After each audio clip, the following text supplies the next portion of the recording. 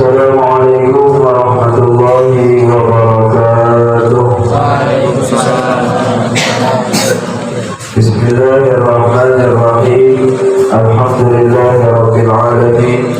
Wassalatu wassalamu ala asyrafil anbiya'i wa imamil mursalin sayyidina wa habibina wa qurrati a'yunina Muhammadin wa ala alihi wa sahbihi ajma'in. Amma ba'd. Faqad qala Allah ta'ala fi kitabihil karim. A'udzu billahi minasy syaithanir rajim. Ala inna awliya Allahi la khawfun 'alaihim wa la hum yahzanun alladzina amanu wa kanu yattaqun lahumul busyra fil hayatid dunya wa fil akhirah la tabdila li kalimatillah dzalika huwal fawzul 'azim.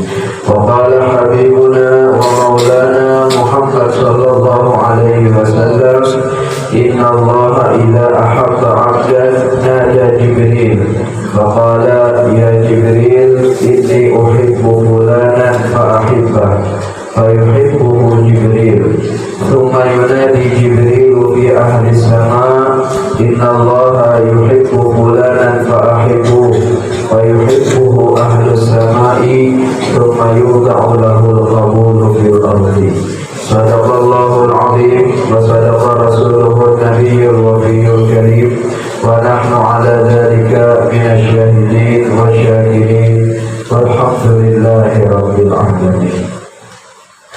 Hadirin wal hadirat, bapak-bapak, ibu-ibu, saudara-saudari, jemaah majelis yang sama-sama dirahmati oleh Allah Subhanahu wa taala. Allah berfirman, wa ma bikum min ni'matin fa min Allah. Apapun yang ada di dalam diri kalian daripada nikmat, baik yang kecil ataupun yang besar, yang kalian ingat, yang kalian lupa, yang kalian bisa rasakan atau yang kalian tidak bisa rasakan, semua nikmat itu datang daripada Allah Subhanahu wa taala. Dan Allah Subhanahu wa taala tidak seperti manusia meminta bayaran dari setiap pemberian. Allah tidak meminta kita bayar. Lalu kalau Allah memberi kita nafas nih, ya Allah bayar, ada ya Allah. Allah cuma meminta kita untuk senantiasa bersyukur. Mudah-mudahan kita dijadikan oleh Allah hamba yang selalu bersyukur. Amin ya rabbal alamin. Salawat beserta salam selalu tercurah terlimpah ke hadirat junjungan kita Nabi besar Muhammad sallallahu alaihi wasallam beserta keluarga, kerabat, zuriat, sahabat dan orang-orang yang senantiasa istiqamah mengikuti perjuangan beliau, menghidupkan sunnah-sunnah beliau ila yaumil qiyamah. Hadirin wal hadirat rahimakumullah, kita sedikit membacakan ataupun mendengarkan manaqib kisah kehidupan orang-orang yang diridai oleh Allah Subhanahu wa taala. Di antaranya adalah kita akan membacakan manaqib Asy-Syaikh Sayyid Muhammad bin Abdul Karim As-Sammani Al-Madani. Beliau nama Sidin adalah Muhammad Abah Sidin Mamar Abdul Karim Muhammad bin Abdul Karim Al-Madani, nisbah kepada kota Madinah. Beliau lahir di Madinah, menimba ilmu di Madinah, menyebarkan ilmu di Madinah, dan juga meninggal dunia di Madinah dan dimakamkan di makam Baqi di dekat istri baginda Nabi Muhammad sallallahu alaihi wasallam. Beliau ini seorang waliullah yang sejak kecil memang dipelihara oleh Allah Subhanahu wa taala. Orang-orang khusus yang dijaga oleh Allah Subhanahu wa taala. Di antaranya karamah Sidin ketika Sidin ini masih kecil, masih halus, Itu ujar Umar Sidin berkisah. Umar Sidin itu menyiapkan makanan tadi diangkat di bawah, diangkat di meja, ditutup lawan pengaruhnya. Yang tertutup, ini tertutup. Tetapi ketika diperiksa oleh Mama Siti, nah itu jam makan, diperiksa makanan tadi kan kurang, pancak itu. Padahal Siti makan makanan tadi ada kurang. Maka diceritakanlah kisah-kisah beberapa keganjilan anak itu kepada guru beliau, gurunya. Maka Guru Sidin memberitahukan kepada mama daripada Syekh Muhammad Salman, yaitu anak itu memang anak istimewa, lain daripada orang yang lain, yaitu anak ini akan diangkat oleh Allah nanti menjadi waliullah. Ketika beliau kecil, ketika beliau masih halus nih, apabila Mama Sidin itu hendak keluar rumah memakai baju, bajunya tadi kurang sopan, bukan terbuka aurat tapi kurang sopan. Ibaratnya lah amunnya orang di Makkah sana, di Madinah atau di Arab sana, itu setiap keluar rumah itu pasti baju hirang, ada dana baju warna-warni kayak di wajah kita nih, baju hirang apa namanya tidak keluar rumah. Maka apabila Mama Sidin hendak keluar rumah memakai baju yang bina-bina sedikit, apa namanya nih, ada yang kayak menutup aurat pakai cadar juga. Maka si anak ini, Syekh Muhammad Salman Al-Madani ini, beliau berkata, ujar Sidin, sesungguhnya Allah Subhanahu wa Ta'ala tidak suka mama keluar dengan pakaian yang seperti ini. Sudah mulai halus seperti itu. Kemudian beliau umur 8 ataupun umur 9 tahun itu sudah hafal Al-Quran. Nah ini ada orang-orang di sana keturunan seperti itu, turun-temurun sampai hari ini. Itu di sana, di Makkah ataupun daerah di Yaman sana juga, itu anak umur 10 tahun, 11 tahun itu sudah hafal Al-Quran. Anak umur 17 tahun itu sudah menguasai semua ilmu, alim luar biasa. Biasanya sebelum umur 20 tahun sudah dikawinkan oleh abahnya, karena anak tadi sudah hafal semuanya. Beda di wajah kita nih. Dewa kita ini umur 17 tahun, apa bisa? Ya lah, main game nggak bisa. Nggak bisa belum. Bayar kayak orang tua tadi. Orang tua tadi umur 11-12 tahun bisa begawi.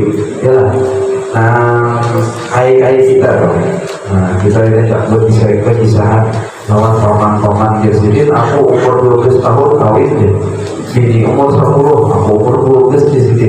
Aku umur 12 di sini bisa dulu gawi. Motor ini karena umur 12 apa bisa? Bisa lawan apa belum? Ya lah, kayak kamu dikawinkan. Umur 25 tahun ya kalau bisa apa-apa pada badan kali dia belum. Nanti HP aja terus. Kayaknya juga dikawinkan. Lagi yang masih kena main HP, ngambilin HP juga. Ya kadang-kadang bisa. Ngambilnya kalau bisa bermasak, kalau bisa bernafas, bisa nyiwa. Ya lah. Lagiannya kalau bisa bergawi. Itu ada lawas di bisa. Ada kayak orang terburuk. Masya Allah. Jadi demikian. Kemudian beliau ini di antara tabiat beliau itu suka dengan orang yang menuntut ilmu, senang dengan para alim ulama, membantu para alim ulama, dan senang berkhidmat, membantu, memuliakan orang yang berziarah ke makam baginda Nabi Muhammad Sallallahu Alaihi Wasallam. Karena ujar Nabi bersabda, "Kun aliman jadilah engkau itu orang alim. Punya kawan, kun aliman, jadilah engkau itu orang alim. Kalau nya kada kawan jadi orang alim, kun muta'alliman, jadilah engkau itu orang yang belajar, yaitu santri, yang berkitab. Nah itu maknanya santri, orang yang belajar, muta'allim. Kemudian amunnya ada juga, sibuk sudah kita nih, Tuhan sudah bergawi, sibuk bergawian kita, maka ujar Nabi, jadilah orang yang ketiga, kun mustami'an, mustami'an, jadilah engkau itu pendengar. Mungkin kau lagi berhafal-hafal nahu saraf, menghafal macam-macam kitab, itu kan kau lagi sudah memori hifaz dan mustami'an. Ujar Nabi, jadilah engkau itu pendengar. Ya, seminggu sekali pada paling kada ujar guru kita, pesan oleh guru kita nih, 2 kali dalam seminggu itu paling sedikit. Namun sekali itu masih kurang.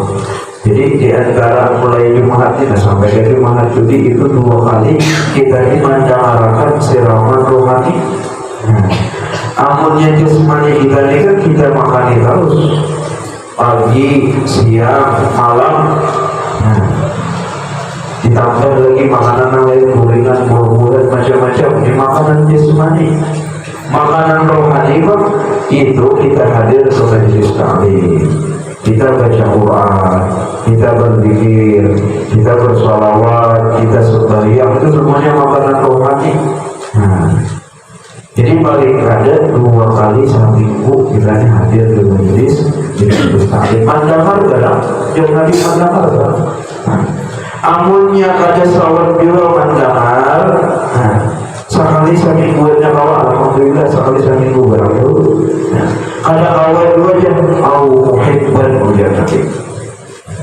Kada kawan jadi orang alim, kada kawan jadi penuntut ilmu, kada sawat dari mendengar karena kesibukan, muhibban, jadilah engkau itu orang yang mencintai akan orang yang menuntut ilmu.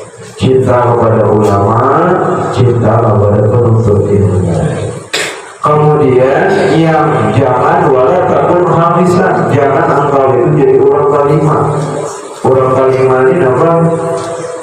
Cinta ada, membantu ada, tapi menyakiti, tapi membenci, tapi kadang tujuh. Nah ini Nabi, jangan jadi orang kalimah fatahlik, engkau itu akan celaka. Makanya beliau senang katuju dengan para penuntut ilmu, senang katuju lagi dengan para fakir dan miskin. Jadi suka duduk dengan orang fakir dan miskin, suka membantu orang-orang yang berhajat. Pesan beliau kepada murid-murid beliau, senantiasalah kalian menunaikan hajat saudara kalian. Pun ada orang minta tolong, cepat-cepat ditolong, karena itu akan kembali ujar sidin. Ketika engkau menolong orang, Allah Subhanahu wa Ta'ala akan berikan di dalam hatimu ini manisnya iman. Jadi bukan saja dengan kita ke majlis lalu iman itu naik, ada dengan kita membantu orang, dengan kita bersedekah, dengan kita membantu baik dengan pikiran ataupun tenaga. Ketika kita membantu dari dengan ikhlas, maka Allah Subhanahu wa Ta'ala akan masukkan namanya manisnya iman ke dalam hati kita. Nah itu besar sikit. Kemudian wasiat beliau juga diantaranya sembahyang 5 waktu, jaga berjamaah. Dan sidin seorang tidaklah sembahyang kecuali berjamaah di masjid beserta orang banyak. Setelah sembahyang subuh maka beliau akan duduk, tidak bergerak berzikir sampai waktu isya. Kemudian setelah isya sembahyang 2 rakaat, terus lagi berzikir sampai waktu duha. Imbah duha hanya boleh ke rumah.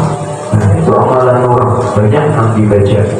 Apabila beliau itu diberi bekal oleh orang tuanya, maka beliau berkeluh kesah. Ada nyaman gurih berbekal, ada kita memberikannya. Bila ada berbekal, ada nyaman gurih dia lah. Ada sedikit ada. Sama lawan Nabi, cari panggil kayak mati lawan Nabi. Cari panggil kitab tu ada betapa ulama Nabi itu ada habis ditilang. Sekalinya diperiksa, Nabi itu saja beristilah. Apa ujar wahai Aisyah? Apabila Nabi ini pakai Aisyah ada kulit. Jadi kita mengajar contoh Nabi, ya kayak itu ketika dia tidak ada berbilang sini kulit ada berbilang. Hasil berarti hasil itu arket ataupun kayak laket itu bila ingin kulit itu berbakas. Babakas apa? Babakas belakang sendiri. Nah itu berbeda Rasul. Ketika selendang sendiri itu nanti lipat selendang Aisyah jadi 4.